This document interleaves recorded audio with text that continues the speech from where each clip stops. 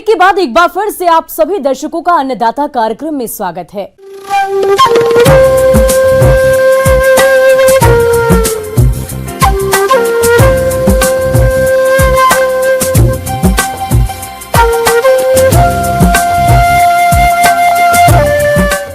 मौसम विभाग की रिपोर्ट पर साप्ताहिक कृषि सलाह कुछ इस प्रकार है।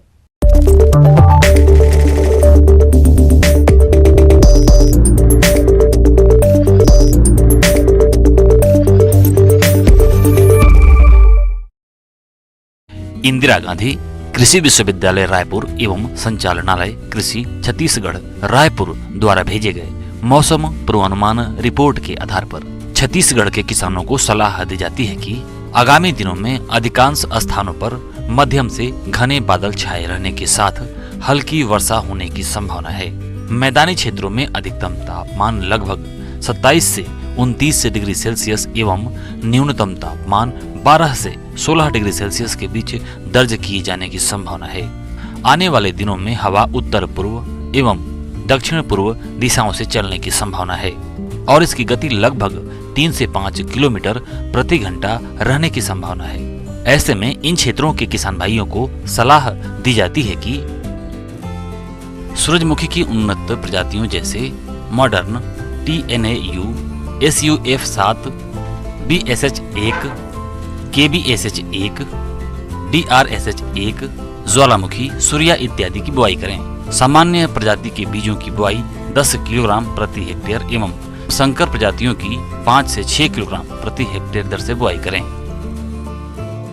किसान भाई गेहूं की शीघ्र पकने वाली प्रजातियों की बुआई कर लें। इसके पश्चात बुआई करने पर बीज की मात्रा 25% तक बढ़ा दें। बीज की मात्रा 100 से 125 किलोग्राम समय से बुआई करने के लिए और देर से बुआई के लिए 125 से 150 किलोग्राम बीज प्रति हेक्टेयर दर से उपयोग करें।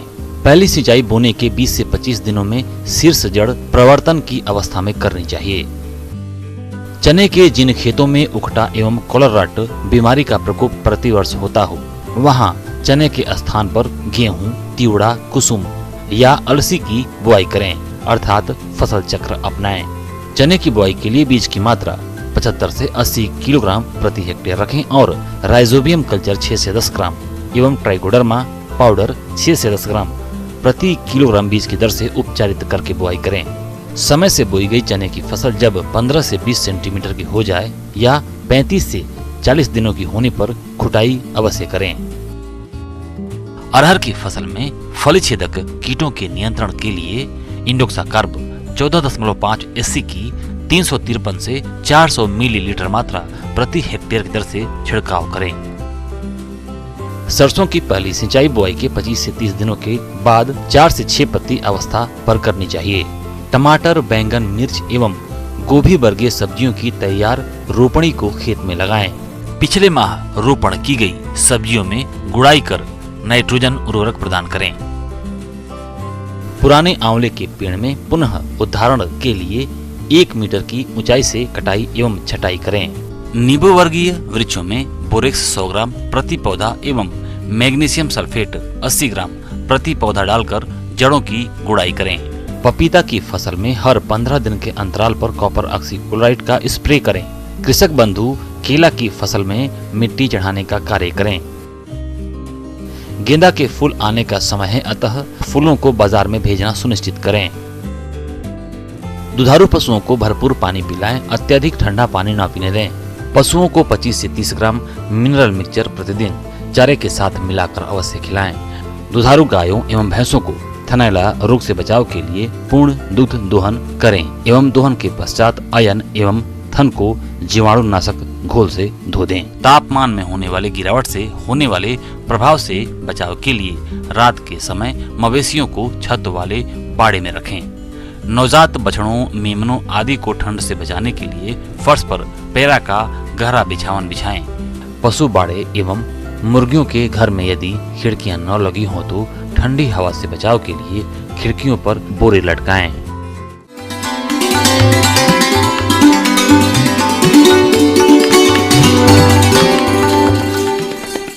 आइए जानते हैं अन्नदाता निःशुल्क फोन के माध्यम से पूछे गए समस्याओं का समाधान। आज के अन्नदाता हेल्पलाइन में जिस प्रश्न को कार्यक्रम में शामिल किया गया है उसे पूछा है ग्राम शेखारी जिला रायपुर के किसान देवी प्रसाद ने। आप ब्रायलर मुर्गियों में खूनी दस्त की समस्या और उसकी रोकथाम पर जानकारी चाहते हैं तो देवी प्रसाद जी आपकी जानकारी के लिए प्रस्तुत है कार्यक्रम का यह अंश।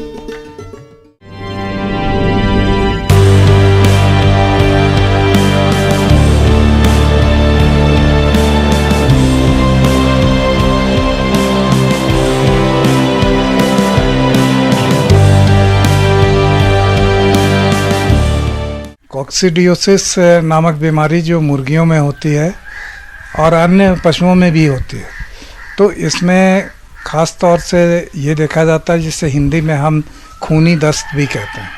खूनी दस्त कहने का मतलब हुआ यानी कि डायरिया के साथ ब्लड भी आए। तो इसे जानने के लिए आपको खूनी दस्त के लिए आप मुर्गियों में देखेंगे कि मुर्गियां जो है वो सुस्त पड़ जाती हैं और साथ में भोजन ग्रहण करना भी कम कर देंगे। और आप सबसे बड़ा लक्षण देखेंगे कि मुर्गियों का पंख जो है थोड़ा खड़ा हो जाता है और साथ में डायरिया होगा और डायरिया में आपको ब्लड टिन जिसे कहते हैं हम वो मिलता है। मुर्गी में कॉक्सीडियोसिस रोग एक अत्यधिक घातक और एक संक्रामक रोग है।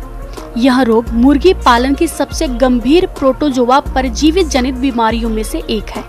इस रोग में कमजोर हो जाने के कारण 100 तक मुर्गियों के चूजों की मृत्यु हो जाती है। बहुत से पक्षियों जैसे मुर्गी, टर्की, बत्तख, कोयल, तीतर, कबूतर, कौवे, गिनी आदि में देखने को मिलता है। लेकिन यह रोग मुर्गियों को प्रमुख रूप से प्रभावित करता है। इससे खासकर मुर्गियों के चूजे प्रभावित होते हैं और इससे प्रभावित होने पर चूजों की मौत सबसे अधिक होती है। तो इसके लिए आपको खास तौर से इसका जो ब्रायलर पालन कर रहे हैं तो उनके लिए 3 सप्ताह पर इसका प्रकोप ज़्यादा होता है। और अगर आप लेयर मुर्गियां रख रहे हैं तो ये किसी भी समय हो सकता है। और इसके होने का कारण ये है कि कॉक्सीडिया एक परजीवी है जिसके अंडे आपके लीटर यानी कि जो बिछावन मुर्गियों का बिछाते हैं, अगर उसमें नमी है तो उस समय आपको ये मुर्गियां जो है वो भोजन के साथ में उसके अंडे को भी ग्रहण कर लेती हैं और वो उसके शरीर में जाकर आंत में ये कॉक्सीडिया जो है मल्टीप्लाई करता है और साथ में इनको एक इंटेस्टाइन के अंदर में आपका तो इस तरह के और एक साथ में हो सकता है कि बहुत ज़्यादा तादाद में आपकी मुर्गियां या चूजे मरने लगें तो आप इसका पोस्टमार्टम अवश्य कराएं। पोस्टमार्टम कराने पर आपको ये पता लग जाएगा कि ये कॉक्सीडिया से मर रही है, तो कॉक्सीडिया के उपचार पर आप देखें। कॉक्सीडियोसिस रोग से बचाव के लिए सबसे जरूरी है इसके लिए साफ सफाई। सप्ताह में कम से कम एक बार समय पर मुर्गीशाला की सफाई करें, साथ ही चूने का भुरकाव भी करें। दवा से मुर्गीशाला को अवश्य धोएं।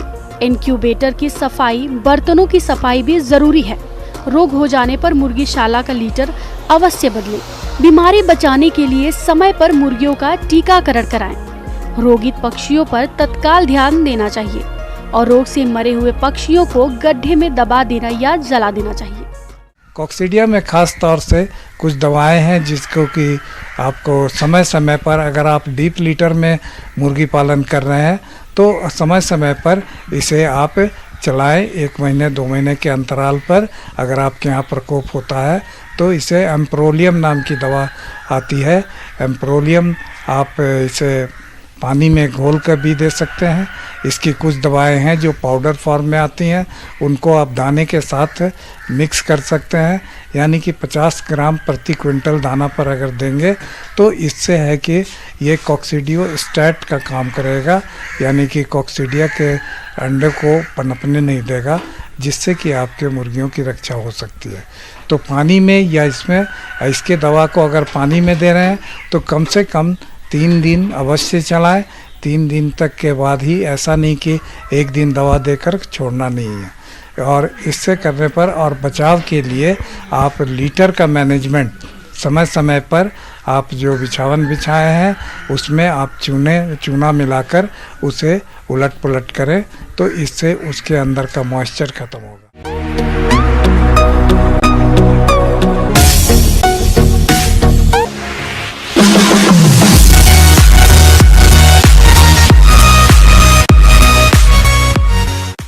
और एक नजर डालते हैं राज्य की कुछ मंडियों के प्रमुख फसलों के बाजार भाव पर।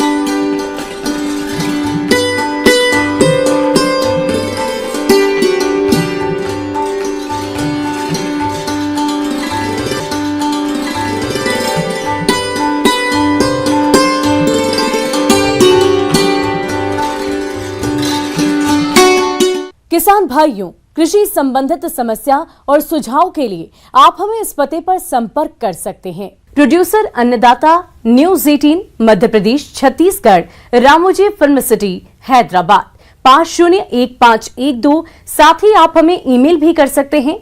हमारा ईमेल है p18annadatamp@nw18.com। इसके अतिरिक्त आप हमें निःशुल्क हेल्पलाइन नंबर 180088921663 पर सोमवार से लेकर शनिवार सुबह 10 बजे से शाम 4 बजे के बीच संपर्क कर सकते हैं। और अब समय हो रहा है आपसे विदा लेने का। कल फिर होगी मुलाकात कृषि से जुड़ी महत्वपूर्ण जानकारी